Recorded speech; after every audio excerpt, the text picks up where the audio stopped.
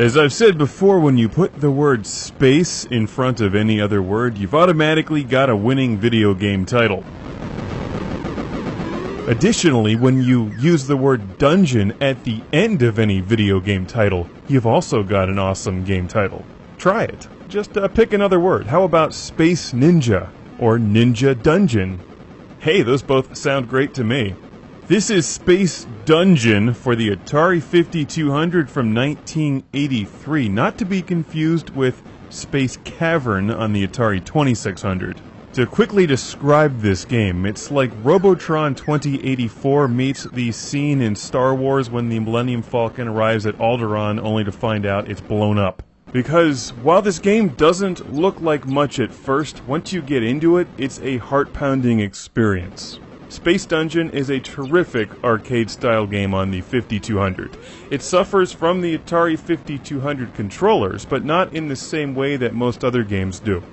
For starters, you need 2 Atari 5200 controllers to play this game. That right there makes it annoying, because to find one 5200 controller that works is hard enough.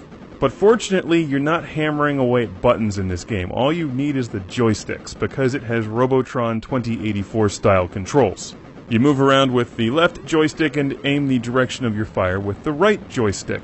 Sounds great in theory, but I quickly suffer from controller fatigue while playing this game because it's so intense and so much fun, it just burns out my thumb muscles after a while because I'm holding the controllers in a very awkward position, which is different than any other joystick.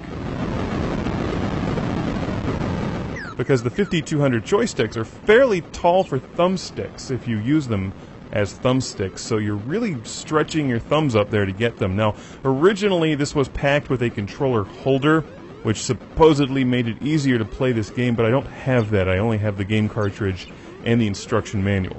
Anyway, if you like space arcade-style games and you like Robotron, you really want to play Space Dungeon.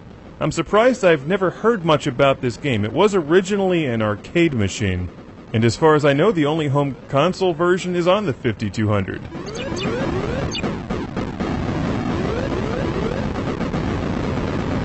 Let me explain what's going on. You're playing as the green wagon wheel looking thing, and I'll read from the instruction manual.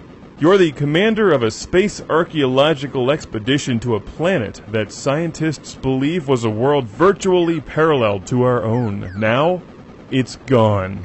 All gone. Except for the widely scattered pieces of planetary rock that the archaeologists on board consider their treasures. Pompous scientists. The information contained in those cosmic chunks could be vital for Earth's survival. However, your task won't be that easy. There are powerful cosmic enemies who are quite determined that you never get back alive. Death squares, guards, enforcers, thieves, executioners, spore cases, and pikers. Psychic scientists speculate that these enemies are the negative forces that eventually annihilated the planet. Now they are poltergeists, evil ghosts, trapped in a space dungeon that both imprison them in their own rage while storing the planet's secret treasures in its multi-tiered antechambers. That may be one of the best video game plots I've ever heard.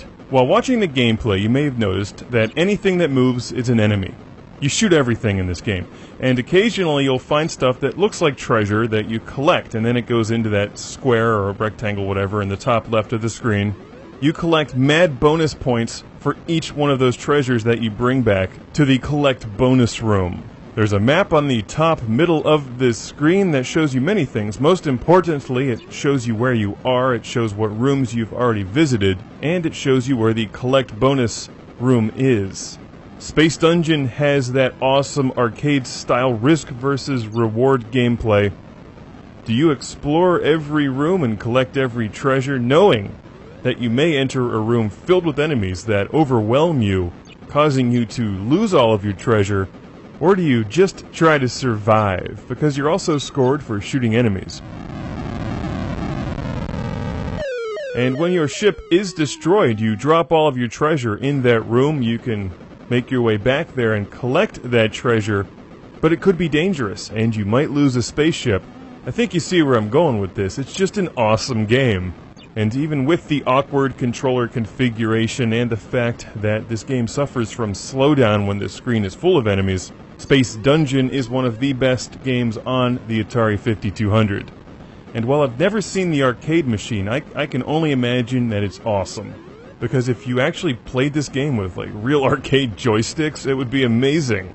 I'm so close to an extra life here, I just need to get back to the bonus room. Let's see if I can make it.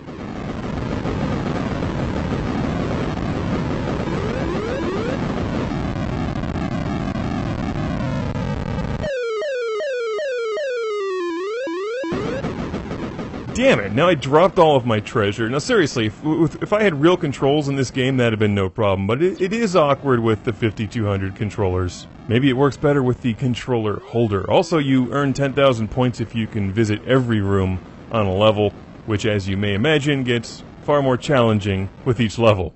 It's Space Dungeon! Love the name of this game, Space Dungeon. Dungeons in space.